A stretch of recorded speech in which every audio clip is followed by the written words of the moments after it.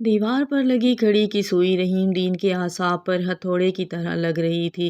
12 گھنٹے، صرف 12 گھنٹے باقی تھے اور اس کے بعد وہ سب کچھ ختم ہو جانا تھا جو اس بوڑھے نے اپنی پوری زندگی کی کمائی لگا کر کھڑا کیا تھا۔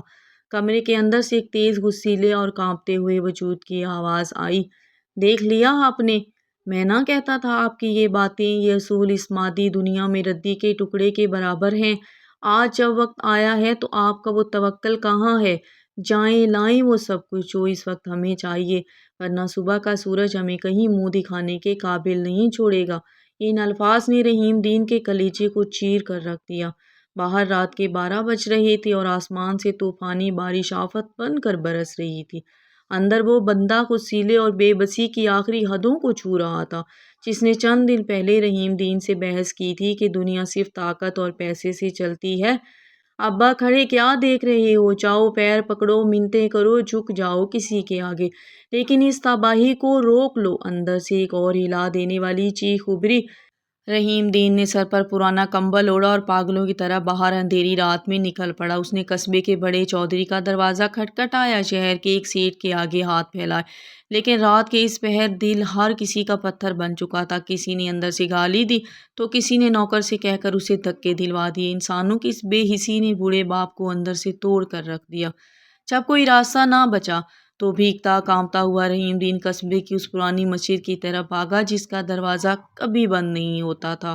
مسجد کے ہال میں اندھیرا تھا اور باہر طوفان کا شور۔ رحیم دین نے کانپتے ہاتھوں سے مسلح کو پکڑا اور سجدے میں گر گیا۔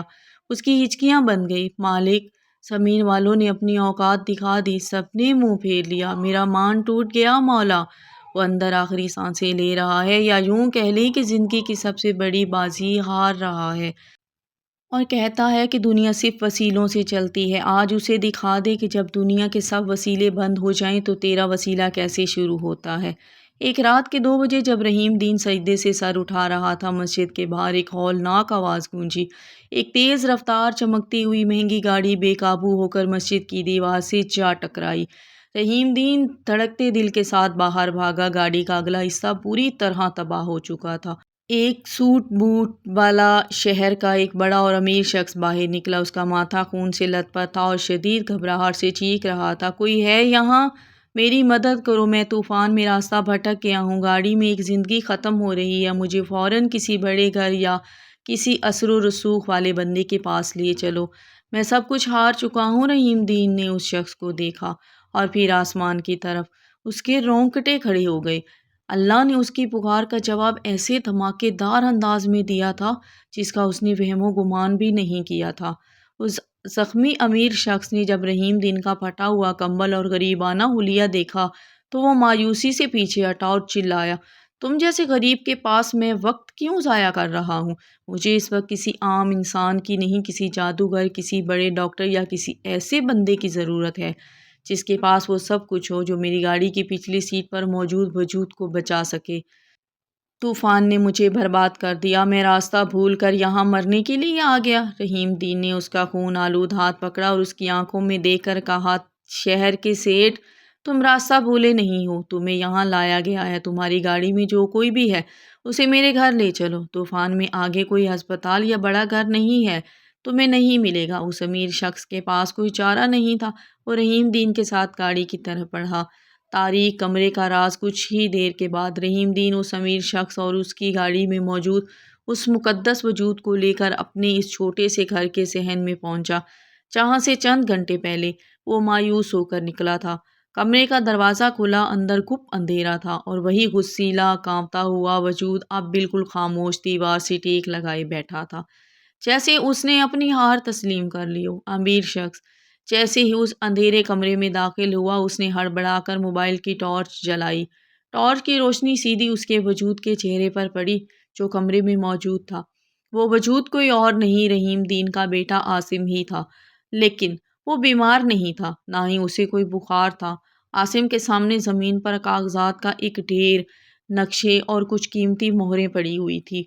عاصم شہر کی ایک بہت بڑی کمپنی میں فارماسسٹ اور ریسرچ ہیڈ تھا، جس نے مہینوں کی محنت کے بعد ایک ایسی نایاب لائف سیونگ، زندگی بچانے والی دوا کا فارمولہ تیار کیا تھا جو ملک میں لاکھوں انسانوں کی جان بچا سکتی تھی، لیکن عاصم کی کمپنی کے مالک نے راتوں رات اس کے فارمولے کو چوری کر کے اسے نوکری سے نکال دیا تھا اور اس پر الٹا کیس کر دیا تھا کہ اگلے 12 گھنٹوں میں اس نے اصل فارمولہ ان کے حوالے نہ کیا تو وہ اسے عمر قید کروا دیں گے۔ عاصم اسی لیے تڑپ رہا تھا کہ اس کے پاس اپنی بے گناہی ثابت کرنے کے لیے صرف 12 گھنٹے تھے اور وہ فارمولہ کسی ایسے بڑے فارماسیوٹیکل کنگ ادویات کے مالک تک پہنچایا جاتا تھا جو گورنمنٹ لیول اس کی مدد کر سکے۔ عاصم نے رحیم دین سے کہا تھا، ابا آپ کا توکل اس مافیا کا کچھ نہیں بگاڑ سکتا، ان کے پاس پیسہ اور پاور ہے، صبح ہوتے ہی وہ مجھے جیل بھجوا دیں گے۔ موبائل کی روشنی جب عاصم کے چہرے سے ہٹ کر اس امیر شخص کے چہرے پر پڑی تو عاصم کی آنکھیں پھٹی کی پھٹی رہ گئی، اس کے منہ سے چیخ نکلی، سر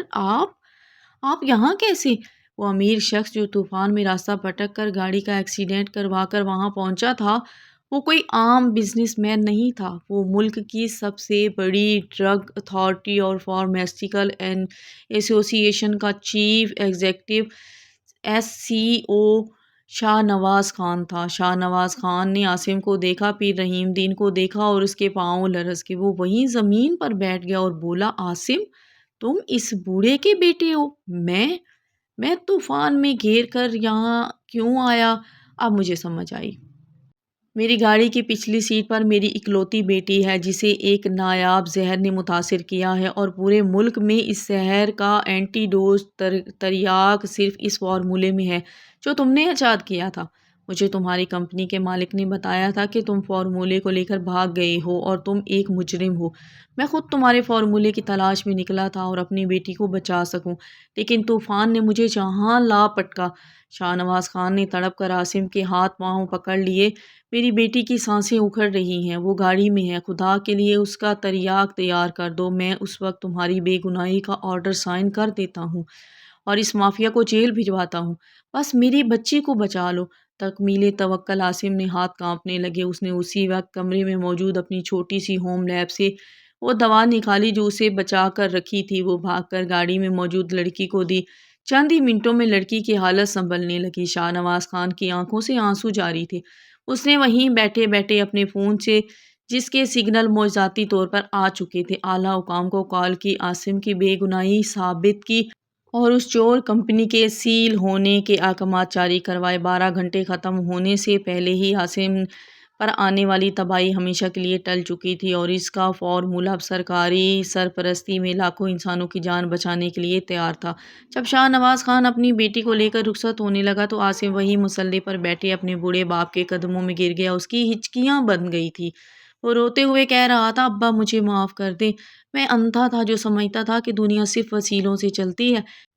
آج میں نے دیکھ لیا کہ جب زمین کے سارے دروازے بند ہو جائیں اور انسان سچے دل سے اس مالک کو پکارے تو وہ کائنات کے سب سے بڑے وسیلے کو خود چل کر ایک غریب کے دروازے پر بھیج دیتا ہے۔